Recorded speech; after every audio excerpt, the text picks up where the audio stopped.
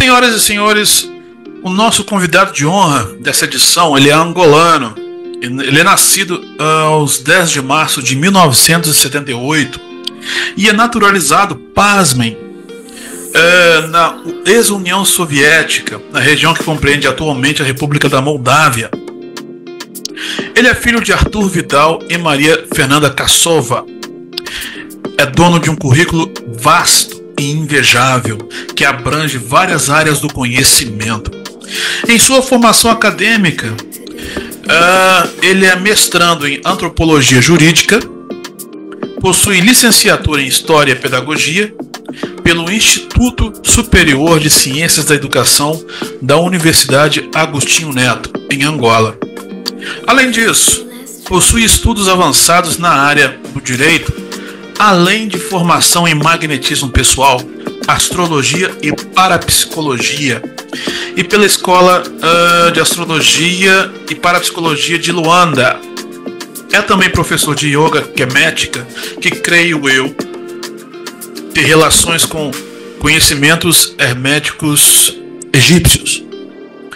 Senhoras e senhores, no Minas Negras Gerais de hoje, uma conversa com o ilustríssimo professor Felipe Vidal. Os tambores de Minas soaram, seus tambores nunca se calaram.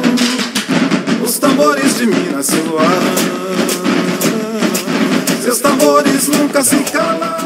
Ocolofé, Felipe. Ocolofé. Saudações. Ocolofé Orum. Motumbá, Xé. Gratidão.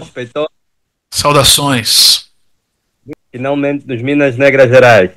Uma terra que também é nossa. Sim. Terra que também nos recebeu. Exato. Estamos aqui na luta ainda. Vamos conversar um bocado sobre isso. Rapaz, é o seguinte, em virtude, né, do seu vastíssimo currículo, né, e conhecimento acerca de vários assuntos, eu confesso que eu fiquei um pouco preocupado e no que eu deveria lhe perguntar e como, né? Mas aí eu aceitei esse desafio e decidi fazer então uma série de perguntas sobre vários temas. Daí eu vou iniciar essa nossa conversa com a seguinte pergunta. Eu quero que você defina para a gente conhecimento do ponto de vista africano. O conhecimento é uma invenção africana, felizmente. Eu vou começar assim. É uma invenção africana porque normalmente existe uma conversa que felizmente não foi criada por nós, mas foi criada por aqueles que sempre falaram mal de África e dos africanos. A conversa ela se resume em duas frases: África, berço da humanidade, e África, berço da civilização. Mas nunca esses povos que vieram, vamos dizer, parar o processo normal do nosso continente de avançar, de fazer o avanço para o conhecimento, eles hoje não falam nas suas escolas, não ensinam isso no seu sistema curricular. Nem que a África é o berço da humanidade, nem que a África é o berço da civilização. Às vezes eles só falam que é berço da civilização, da humanidade, só, mas não explicam porquê. Mas na verdade também esse termo, como diz o professor Teofilo Benga, é uma forma muito sutil de não dizer as coisas como dizem, porque nós, ao sermos colonizados, perdemos a capacidade de falar as questões com a nossa própria língua, com os nossos próprios saberes. Então deveria se dizer África, origem da humanidade, e África, origem da civilização. Para começar, você sabe dizer o que é tradição oral? Tradição oral é aquela tradição contada pelas gerações, né, por boca. Eu acho que é uma história que é somente contada e que a gente não encontra em livros. Olha, eu não sei, eu acho que é alguma coisa relacionada à fala. Tradição oral é a cultura popular passada de pai para filho. Não sei, não. Tradição oral? Não é nenhuma surpresa a maioria das pessoas não conhecer a tradição oral. Nem os europeus, que se achavam os mais sabidos do mundo, tinham ouvido falar nessa cultura quando aportaram na África no século XV. A África abriga a origem dos seres humanos na Terra. Nesse continente, os povos que vivem ao sul do deserto do Saara há uma maneira ancestral de receber e transmitir o conhecimento. É através da tradição oral, ou seja, da palavra falada. Evidências de DNA mitocondrial indicam que o homem moderno teve origem na África Oriental, há cerca de 200 mil anos. Civilização sobretudo, conhecimento. E respondendo, definindo conhecimento na perspectiva africana, primeiro começaria a dizer que o próprio conhecimento é uma invenção africana, porque tudo absolutamente veio daqui, desde o período desde antes do período da pedra até aos dias de hoje. Então, para nós conhecimento tem a ver com o quê? Para nós conhecimento em África não é apenas especulação, porque existe uma outra parte do conhecimento que os sábios em África decidem, ou melhor, nos permitem acessar, que se chama experiência. E toda experiência te leva a um outro nível, que se chama consciência. Então, para nós os africanos, conhecimento é consciência primeiro, antes de tudo. Essa é a definição, para mim, na perspectiva africana, mais clara de conhecimento. Conhecimento é consciência. É você acessar consciências para ter consciência, produzir novas consciências. Porque todo conhecimento te coloca consciente, mas isso pela via da experiência, sobretudo, e não só apenas da especulação. Perfeito. Ainda querendo complementar essa ideia, me surge uma outra questão. A gente tem África, berço da humanidade, e África, berço da civilização, como você acabou de citar. Seriam essas coisas distintas? Qual que seria a explicação para isso? Bom, quando se fala de berço da humanidade, está-se falando de berço da vida.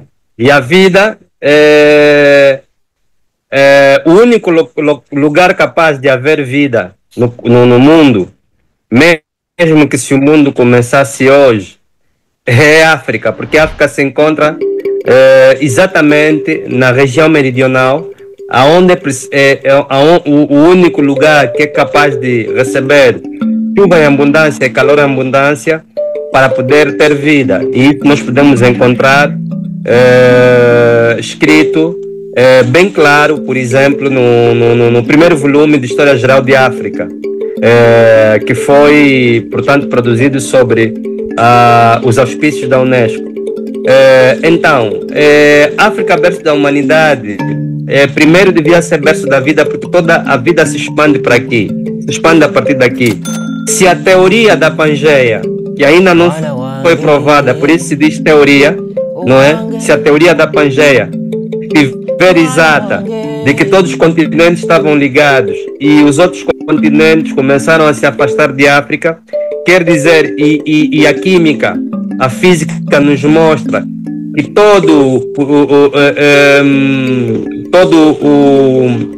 toda a ignição magnética parte de dentro para fora, toda a força parte de dentro para fora.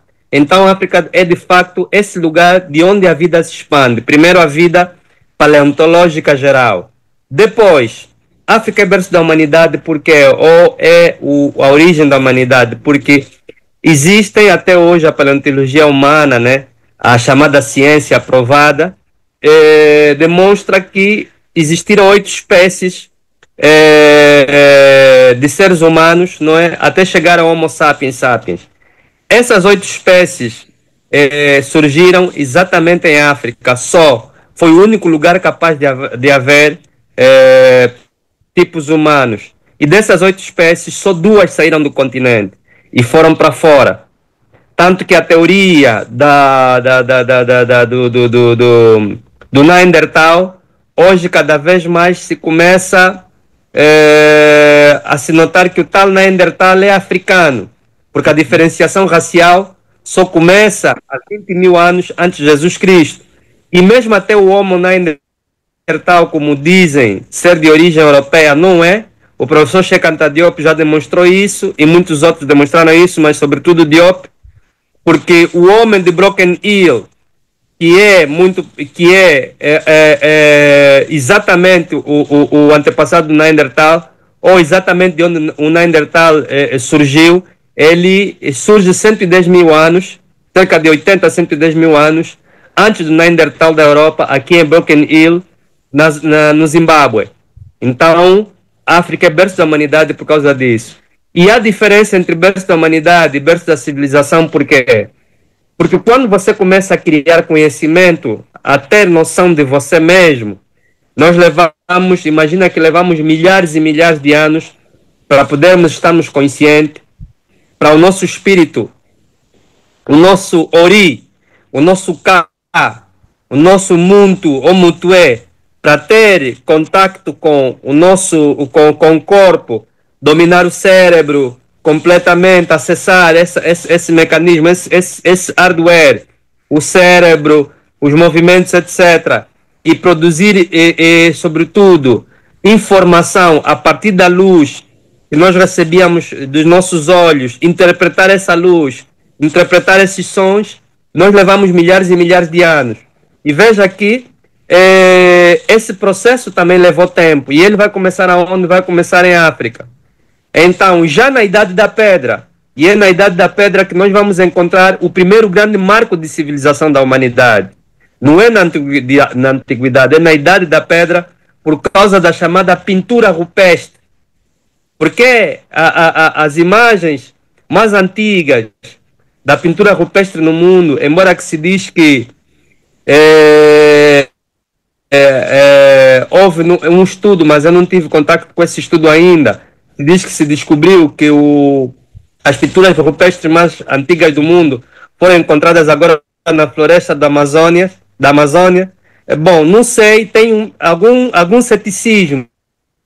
Há sempre essa possibilidade de se criar factos fictícios, tal como foi no caso da paleontologia humana, onde se criou o Homo de Piltdown e outros tipos de, portanto, homens arcaicos, tudo para provar que o Homo sapiens sapiens não surgiu em África. Isso tudo foi desmontado.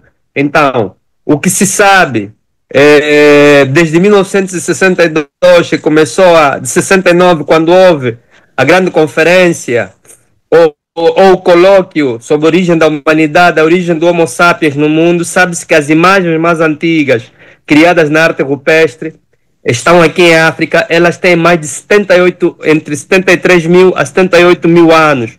Mas claro que existem lugares em África que têm ainda imagens rupestres mais antigas. E essas imagens rupestres, nós as levamos para onde? As levamos para a Europa.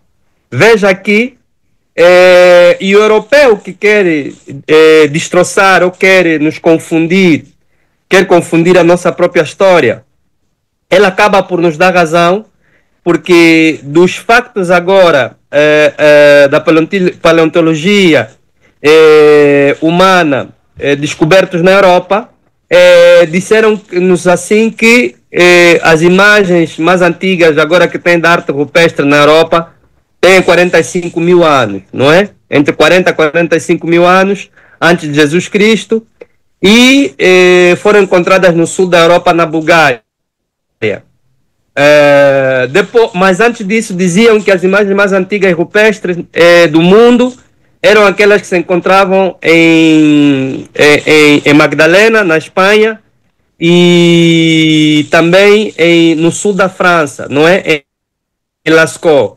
Acontece, irmão Lazur, que em 25 mil anos, em 40 mil anos, não havia nenhum europeu, nenhum branco, vamos dizer assim, nenhum cara pálida na humanidade. Então, era o Homo de Cro-Magnon, que era um preto, que levou, a partir da migração, não é? Levou a forma primária do conhecimento, de produzir conhecimento e deixar recados vivos através da pintura ali para a Europa. Quer dizer que essa foi a nossa primeira grande contribuição.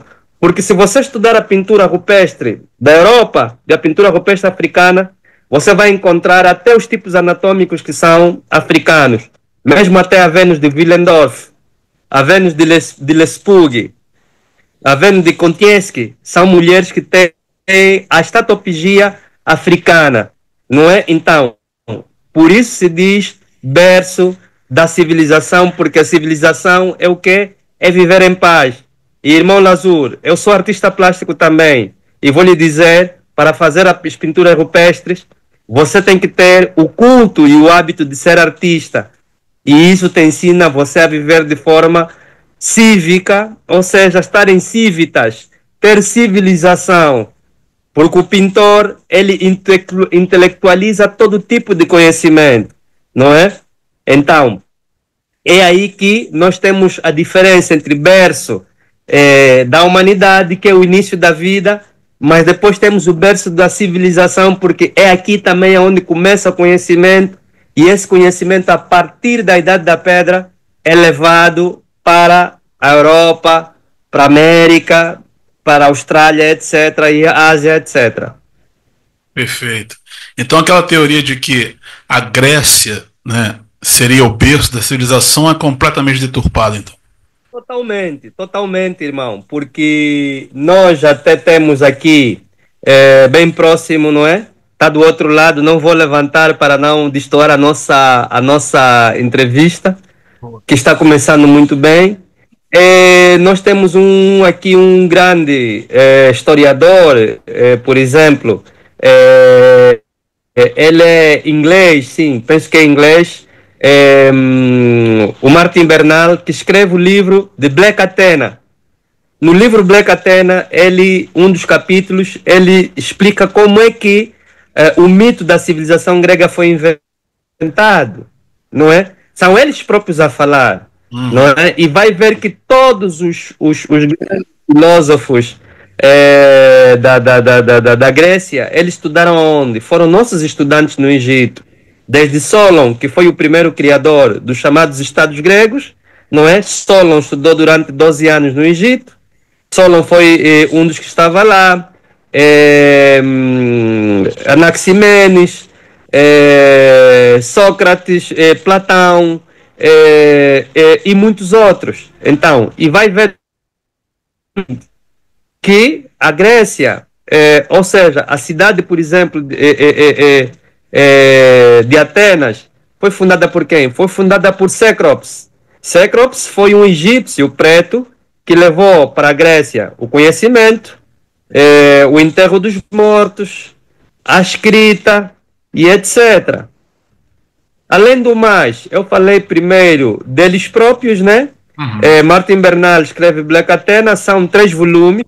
Esse livro está disponível, mas vou também buscar as nossas próprias fontes. As nossas próprias fontes, como por exemplo, o professor, este professor africano na América, que é o George James, quando escreve Stolen Legacy, ou O Legado Roubado, explica como é que a filosofia grega foi roubada daqui.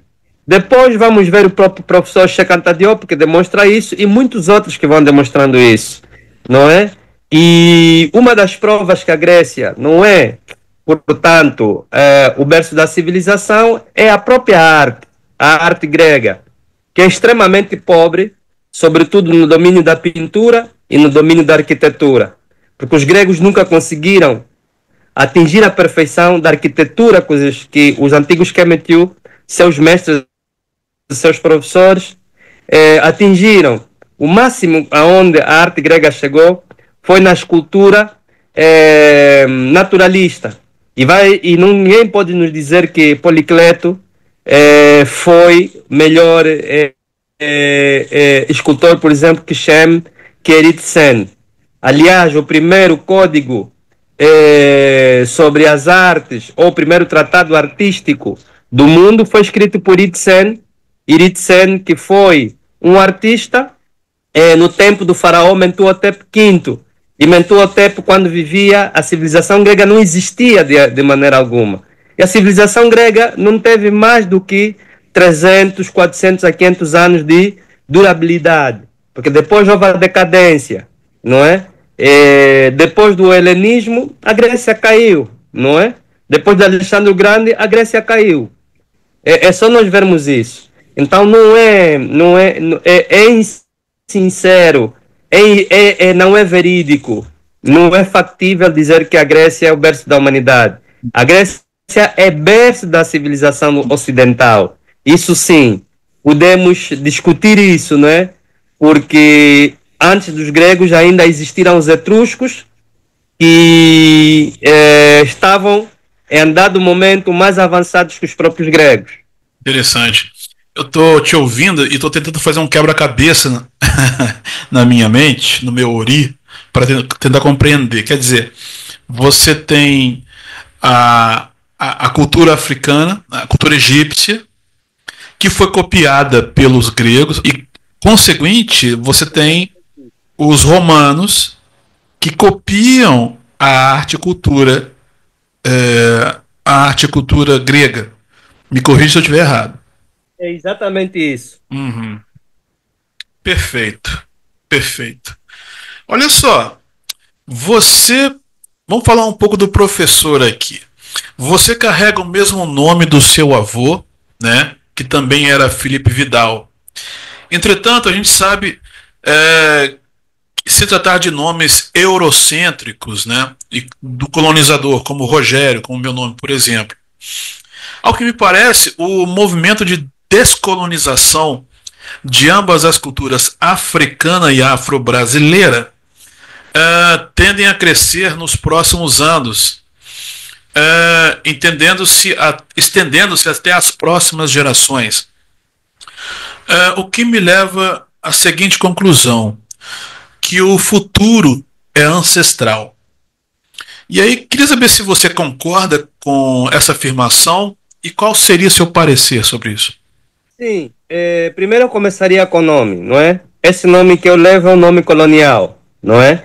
E veja que ainda hoje eu estava a ver um vídeo que apareceu assim no YouTube, passa a publicidade, em que estava a se falar a história de Daniel. Daniel da Bíblia, não é? De que quando eles foram levados como escravizados, não é? Da Babilônia, chegando lá na Babilônia, os seus nomes foram trocados. E isso está escrito na própria Bíblia.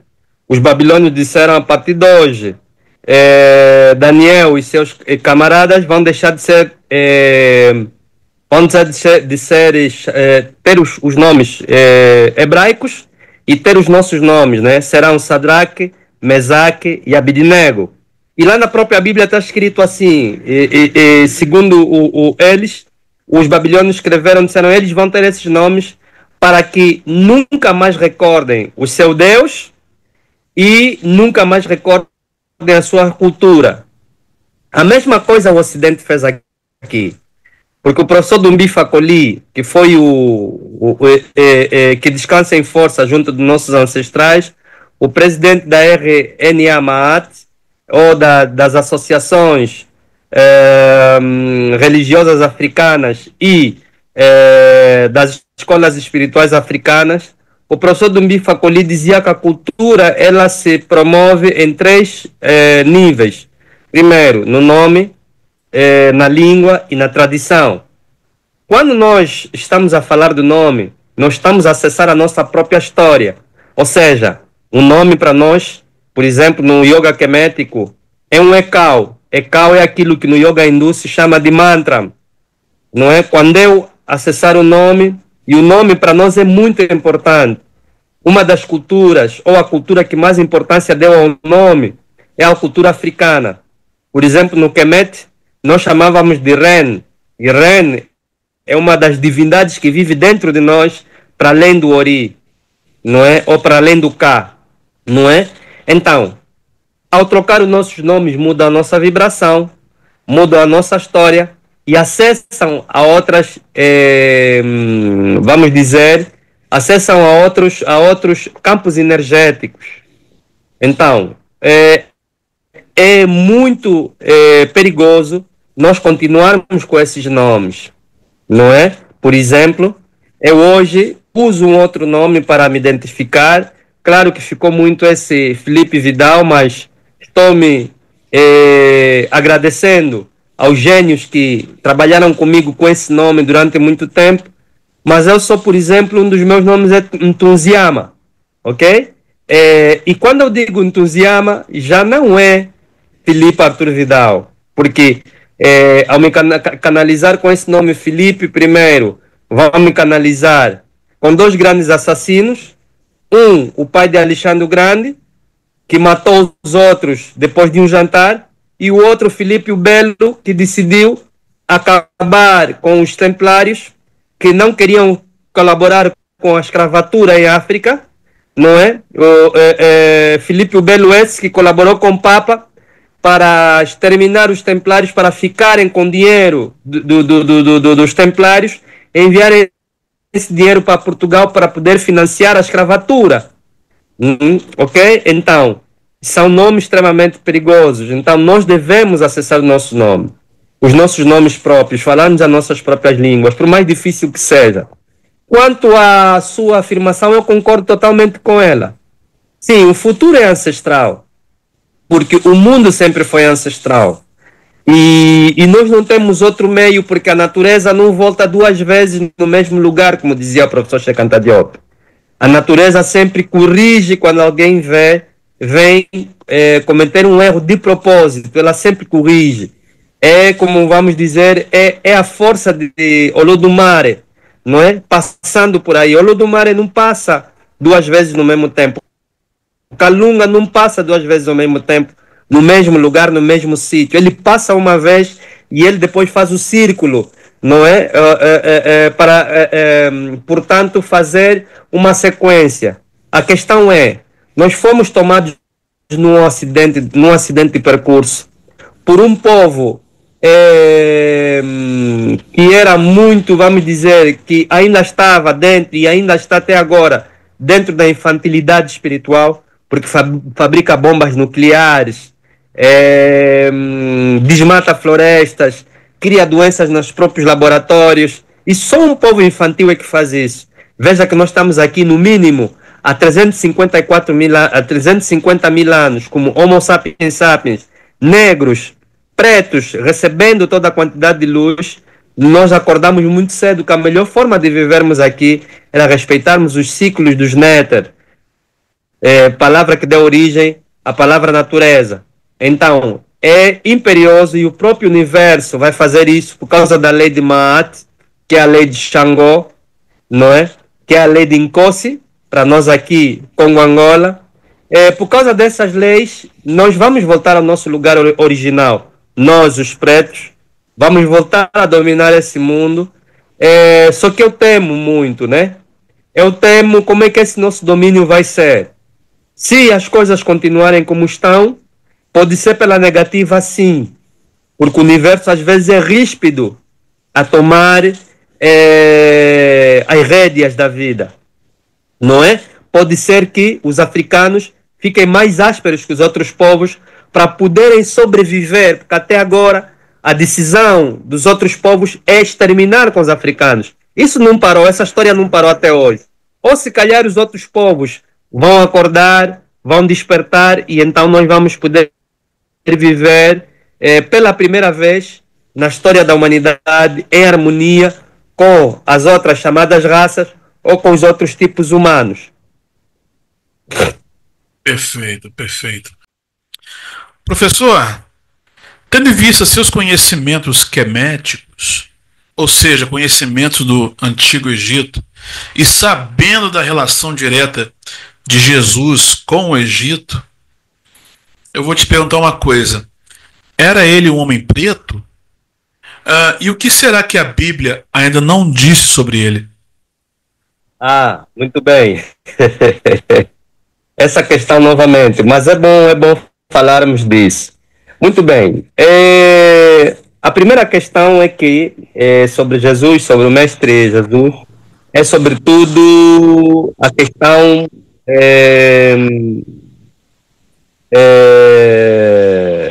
sobre o ocultamento da vida dele na Bíblia, não é?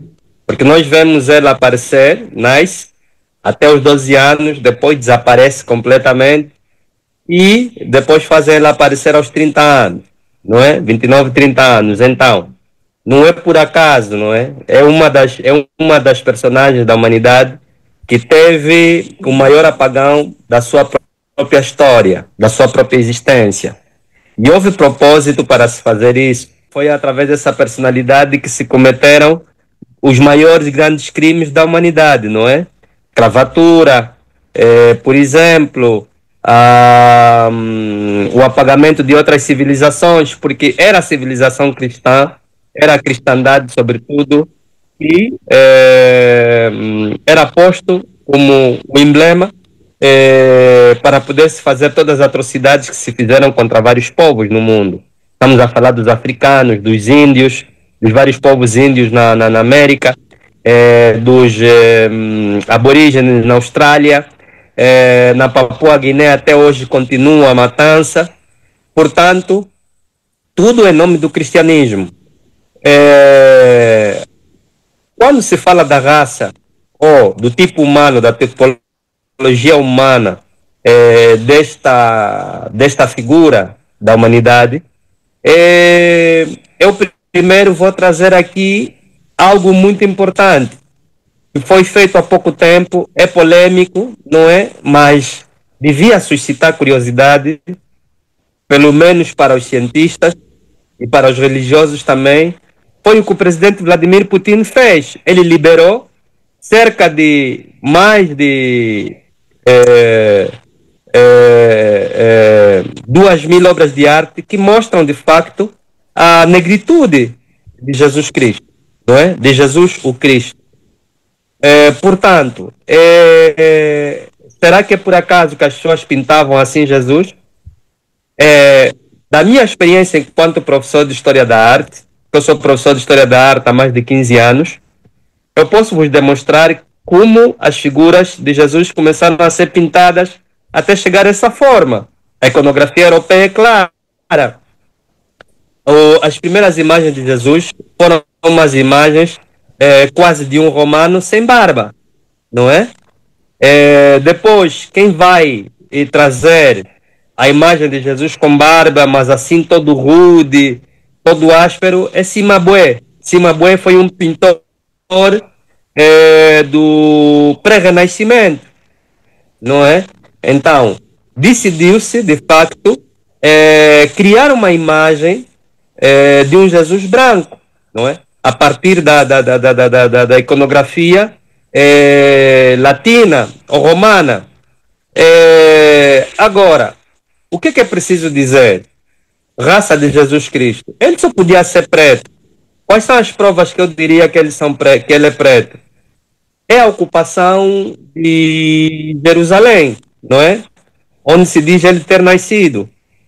Portanto, Jerusalém ou quase toda a Judeia estava sob colonização romana e não existiu, depois da civilização do Kemet, ou Antigo Egito, não existiu outra civilização que tivesse um serviço secreto, que tivesse um serviço de espionagem contra espionagem tão forte como os serviços secretos ou a espionagem contra a espionagem romana.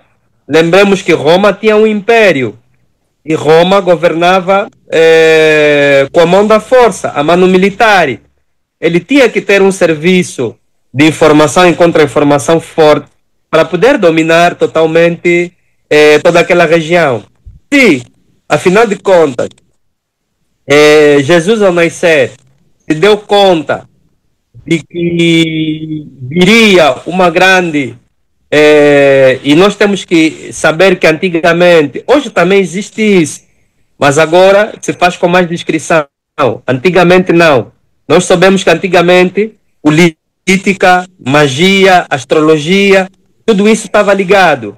Então, não havia nenhum rei no mundo que não tinha o seu mago, que não tinha o seu astrólogo, que não tinha o seu vidente, ou que não tinha a sua pitonisa. É importante dizer isso. Até na Europa existia isso, e até hoje ainda existe isso.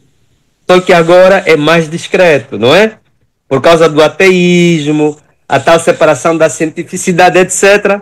Mas nós sabemos que o poder político hoje no mundo está rodeado de muitas questões chamadas secretas, que muita gente diz que é teoria da conspiração e não é.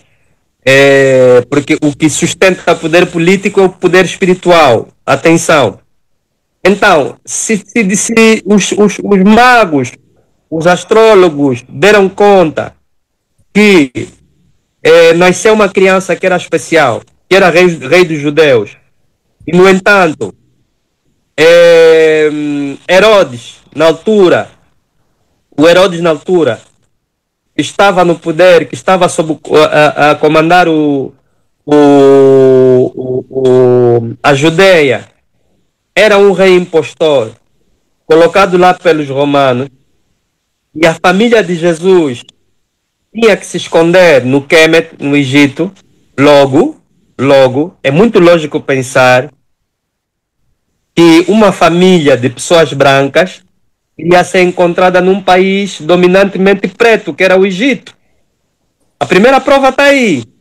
Não é possível você esconder uma família, pai branco, mãe branco, filho branco, numa terra preta, e os romanos já dominavam naquela altura o Egito. O Egito já estava sob colonização romana. Sim. É importante dizer isso. Então havia articulação de informação. Essa é a primeira questão, que a própria Bíblia em si nos mostra, nos dá pistas. É só pensar um bocadinho. Uns vão dizer, Jesus é negro. Por que nós afirmamos isso? Porque não era comum encontrar pessoas brancas na Palestina, onde Jesus cresceu. Porque o menino Jesus, segundo a memória do Evangelho, foi levado em fuga para o Egito pelos seus pais, fugindo da perseguição do rei Herodes, justamente para aumentar as suas chances de não ser percebido. Se Jesus fosse branco, de olhos claros, não seria para o Egito que seus pais o levariam. Seria como tentar esconder uma criança suíça numa escola nigeriana. Porque com a expansão marítima europeia, a colonização e a escravidão, a imagem de um Jesus branco era muito conveniente para tentar justificar o discurso da inferioridade dos negros africanos e dos indígenas. Porque um Jesus afro-asiático seria, no mínimo, um incômodo, um constrangimento para o branco europeu colonizador e para os escravocratas da América, todos cristãos. Porque um Jesus negro que se junta aos oprimidos seria uma ameaça ao poder, inclusive o poder da igreja na Europa. Porque a forma de Jesus ensinar era tipicamente africana, mais distante da forma conceitual europeia. As parábolas, as histórias contadas por Jesus, eram exemplos de narrativas, histórias africanas usadas para ensinar. Portanto, Jesus está mais próximo dos giriões africanos, contadores de histórias, do que dos sábios gregos. Porque o lugar branco sempre foi naturalizado. Então causa um desconforto enorme a simples suposição que Jesus não teria uma imagem considerada padrão, ou seja, sempre branca. Uns vão dizer, não está escrito, não está nada escrito. O problema é de quem não quer compreender. Um outro problema é, em 1985, o governo judeu decidiu criar a Operação Moisés. A Operação Moisés, agora já pagaram muita coisa na internet, com detalhe, não é? Porque a gente vai falando e eles vão repestinando certa informação, não é? Mas ainda tem alguma coisa sobre a Operação Moisés. O que foi a Operação Moisés? Foi uma operação em que o governo israelita atual, esse criado em 45, em 48, não é? Decidiu retirar todos os judeus pretos da Etiópia. E os judeus pretos quem são? São os falaxa. Jesus era falaxa. A mãe de Jesus era falaxa. Falaxa são os judeus pretos. Davi era falaxa. E por que os judeus eram pretos? Simples. O próprio Abraão, quando foi para o Egito ou para o Kemet várias vezes. E veja que era uma terra em que os judeus iam sempre que tinham problemas. O próprio Abraão, que era de Ur dos caldeus, que eram na verdade os elamitas. Os elamitas eram pretos. Os elamitas não eram brancos. Porque aquele lugar, Canaã, era uma colônia dos faraós. E isso está escrito, penso que, na Bíblia Tob. Na Bíblia Tob, que é a tradução ecumênica, não é? Da Bíblia. Eu penso que é na página 27 ou 28 ou qualquer coisa, onde eles dizem, tudo que nós escrevemos aqui na Bíblia é uma experiência de outros povos e pretos. Isso está lá escrito na Bíblia Tob. O professor Omotunde também nos explicava isso. Então, mesmo até que eles fossem brancos, vamos supor que eles fossem brancos, os judeus daquela altura. Ok. Vai primeiro Josué, não é? Depois vai o seu pai, Jacob e o resto da família. A Bíblia diz que não eram mais de 70 pessoas que foram para o Egito. E o casamento judeu é como o casamento africano, é exógamo. Você tem que casar fora da tua cultura. Logo, eles casaram com quem? Casaram com mulheres pretas. E viveram lá 400 anos. Então, quantas gerações? Não tinha como branquear aquele povo. Outra questão. Quem são os Mbemba que estão na África do Sul? O próprio ministro da Educação da República da França, no tempo do presidente Jacques Chirac, disse quem eram verdadeiramente os judeus numa entrevista pública. Então, é fácil dizer que Jesus era um preto, sim, não é? E o que a Bíblia não nos conta? A Bíblia não nos conta que ela foi alterada durante mais de 200 anos. Alguma fase que era proibido ler a Bíblia na Europa. Quem lesse era morto, não é? Depois, o professor Jacob Yochanan, ele nos mostra que a Bíblia, ele escreve um livro interessante, de que desde que a Septuaginta começou a ser escrita, e veja, a Bíblia não foi um livro escrito pelos judeus, foi um livro escrito pelos gregos. Primeiro, o próprio nome do livro, Biblos, não é? Conjunto de livros. Segundo, os primeiros livros que estão lá na Bíblia são todos escritos em grego. Gênesis, Começo, Levíticos, Números, Exódos, que quer dizer saída. Não, são os gregos que escreveram aquilo. Nem sequer foram os judeus que escreveram aquilo. Não é? Então, mostra que aí há um branqueamento. Mostra que aí há uma batota. E a primeira grande batota da Bíblia é essa. São as questões que eles não mostram. E as invenções que eles colocaram lá dentro. Como a maldição de Cam. Como, por exemplo, as pragas no Egito que nunca existiram. E outras coisas que não querem dizer. Nunca existiram mesmo? Nunca existiram. Não, de maneira nenhuma. Tenho toda a segurança de dizer isso. Se existissem, os próprios egípcios escreveriam. Os egípcios escreviam tudo o que aconteceu com eles na pedra. Não é? E depois, a outra questão. Da própria Bíblia, que mostra que eles se inspiraram nos mitos egípcios. Primeiro, e isso pode pôr em causa a integridade do mito verdade de Jesus, porque existem dois tipos de mitos na filosofia. O mito fábula e o mito verdade. Por exemplo, a palavra Christos. A palavra Cristo é de origem africana, quemética, ou antiga egípcia. É Querusesheta, que os gregos traduziram mal. Não é? Porque os queméticos escreviam K-R-S-T, Kerast, e eles traduziram Christos. É quemético. Segundo, 7.000 anos antes de Jesus Cristo nascer, nasceu também um indivíduo de uma virgem, não é? cujo pai ressuscitou depois de 3 anos de morte, que é Eru, ou Horus, e nasceu de uma virgem chamada Aset, não é? E o nome Maria, não é? Vem de Miriam, não é?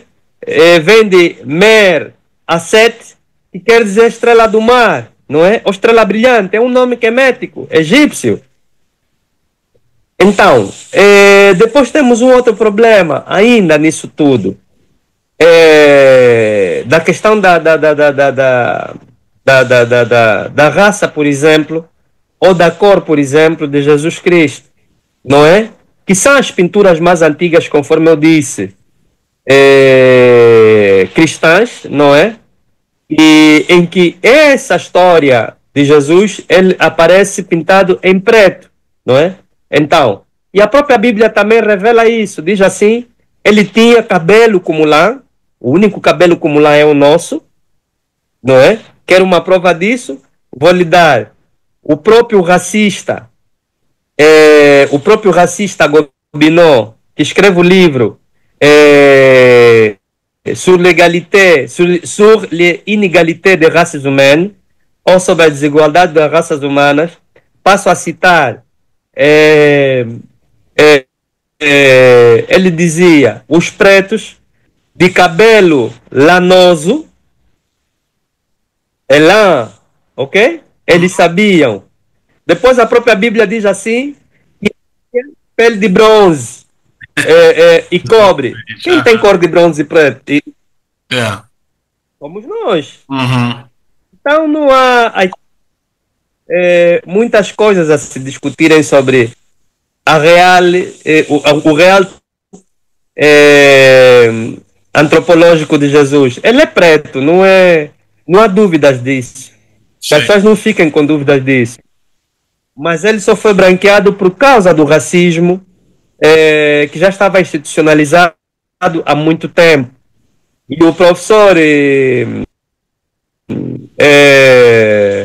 Carlos Moret, que vive aí no Brasil, a quem eu dou o meu abraço, o professor Carlos Moret escreve um livro interessante sobre o racismo e mostra que o racismo já existia naquela região há mais de 1500 a 2000 anos, antes até de próprio Jesus nascer, não é? Se nós vermos o Rig Veda, lá se diz, mata o dácio, mata o preto, não é? Na verdade, e é essa grande doença dos outros povos. Então, se eles decidiram criar como individualidade, como ícone apagômeno para a sua civilização, que foi Jesus, logo, esse Jesus tinha que ser de pele branca. Então foram branqueando a cor e a imagem deste grande mestre da humanidade. A moldes itálicos, né? De olhos azuis, pele clara. E falando em Jesus, eu estou percebendo essa cruz que você está carregando, né? Seria uma cruz egípcia que antecede essa cruz cristã dos tempos atuais? Este símbolo que eu uso no peito não é uma cruz como tal. Nós nunca chamamos ela de cruz. Nossos ancestrais tinham um próprio para ela, chamavam Ankh. Ankh quer dizer vida, não é? Ou melhor, é a chave da vida. E o Ankh é um símbolo que se usa em toda a África, não simplesmente no Antigo Egito. Aqui mesmo em Angola, em Caninguiri,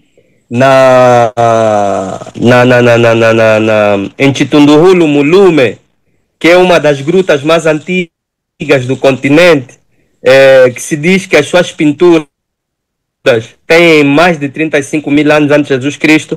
Nós encontramos o desenho dessa cruz em Caninguiri, com 35 mil anos. Encontramos representado. Exatamente. E o Ankh nós vamos encontrar em outras culturas como um Kwa. Por exemplo, os ganenses, os assantes chamavam Kwa. Vamos encontrar, por exemplo, no antigo Estado Federal do Congo, como Dikonga. Dikonga, não é? Que depois foi traduzido, depois transformado em Dikenga, o Dikonga. E, portanto, o grande mestre Bonseki Fukiao demonstra isso também. Mesmo o professor Bilolo demonstra isso também, de que esse símbolo se usava, por exemplo, no Estado Federal do Congo. Então, é um símbolo universal africano, que representa, que é de multirepresentação. Nele nós podemos encontrar todos os símbolos possíveis. Aqui nós encontramos primeiro alguém com a cabeça voltada para o céu e os braços abertos, ao mesmo tempo que nós encontramos as três dimensões, a dimensão do Kunseke, do Kalunga e do Kumpemba, o plano espiritual, o plano físico e o plano astral. Da mesma forma, nós encontramos também o símbolo da vida, ou aquela que é portadora da vida, que é a mulher. Encontramos aqui o canal vaginal, as trompas de falópio e o útero, cheio de vida, não é? Pronto para nascer. Mas se nós aplicarmos a geometria, e a geometria foi criada em África, justamente por causa da agricultura. A palavra geometria vem de Geb, Maat, Ra, ok? Os gregos depois traduziram por geometria, porque geo é o que eles chamavam, por exemplo, de Gaia, mas isso veio de Geb, que era a terra, né? Então, o estudo do equilíbrio da terra, não é? Porque todas as medidas métricas são medidas de Maat, porque tudo é medido por Maat. Por isso é que a palavra matemática não é de origem grega, Mateus, não, mas sim Maatka, porque você tem que e a matemática foi criada aqui. Prova disso, por exemplo, são as Merkut, não é? As pirâmides, o que vulgarmente os outros chamam pirâmides, mas que para nós o nome original é Merkut. Você encontra na Merkut de Khufu o pi, o fi, não é? O metro, o cúbito. Essas quatro medidas estão numa só pirâmide. E quando os egiptólogos europeus, quando é perguntado aos egiptólogos europeus como isso, eles dizem, não, veja que houve um sábio grego, acho que é Anaximenes ou qualquer coisa, né? Que descobriu o pi, não é? Há 200 anos e tal antes de Jesus Cristo, e a pirâmide de Khufu tem 2000 e tal anos antes de Jesus Cristo. E ele vem nos dizer, olha, não, essas medidas que estão lá é tudo por acaso, foi calhando, não é? Então, o grande problema é que ela surge por causa da medida da própria Terra. E se nós pegarmos na geometria, e a lei da geometria diz que ela é feita de acordo com as leis cósmicas, as leis anunciadas por Imhotep, que os gregos depois traduziram por Kybalion, mas que para nós era Kabará. Os judeus depois ficaram com Kabbalah, não é? Mas nós era Kabará. Ela dizia que existe a lei da polaridade. E o primeiro princípio geométrico diz que todo corpo projetado emite uma sombra igual a ela mesma. Logo, se eu pegar no Anki e inverter, eu vou encontrar aqui o mais infinito e o menos infinito, que é o símbolo hoje dos buracos negros. Energia pura. Faz sentido. Então isso foi é o que simboliza o Anki. Depois tem um outro problema. A palavra Anki quer dizer água. Nós podemos escrever água, Anki, assim, dessa forma, com o metuto, porque isso é um metuto, como podemos escrever com o metonéter, que eles chamam de hieroglifem, ou hieróglifo. E se nós escrever Anki, se nós escrevemos em formato hieroglifem, também se pronuncia Anki. E Anki quer dizer água. E onde é que começa a vida? A vida começa na água. E todas as traduções africanas, a tradição Congo, a tradição Zulu, a tradição Nguni, a tradição Tswana, a tradução Kobe, etc., todas elas dizem que a vida começa no ciclo da água. Quem é que está errado? Quem é que copiou quem? Quem é que inventou o quê? E veja que a fórmula da água é H2O. Você tem aqui, dois eixos. Tens aqui o H. Ah, não, eles não descobriram nada. Quem descobriu isso foi nós. Eles só copiaram. A palavra química vem do quemético quemé. Quemé quer dizer o quê? Preto. E a química é a ciência dos pretos por excelência. Você, para poder construir as Mercúrio, para poder fazer as belas obras de arte que você fez, você tem que dominar a química. E você só domina a química quando você domina a pedra, o fogo e a água. E aqui você encontra os 4 elementos essenciais. Você encontra o elemento fogo, que é vertical. O elemento ar, que é vertical. O elemento terra, que é horizontal. E o elemento água também, que é horizontal. Está aqui nesse símbolo.